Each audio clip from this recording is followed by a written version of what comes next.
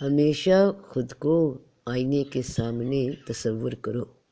تم جب آئینے کے سامنے اپنے جسم کو دیکھتے ہو، ظاہری جسم کو، تو نظر آتے ہو نا خود کو، تو تم اصل آئینے کی ایک جھلک ہو، اور جب تک اس کے سامنے رہو گے تم اس کے ساتھ ہو۔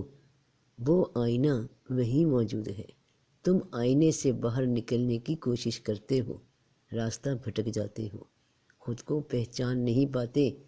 پہچانو گے بھی تو کیسے جب اپنے مقام سے ہی ہٹ گئے تم؟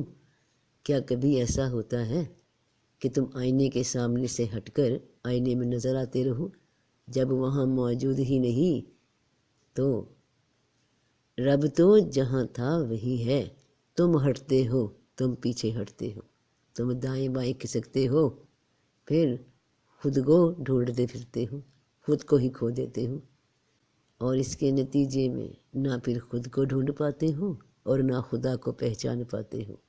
پیچھے ہٹ جانے کے بعد پھر کس کو کدھر ڈھونڈتے ہو؟ جب اصل سے ہی ہٹ گئے تو اب کسے ڈھونڈتے ہو؟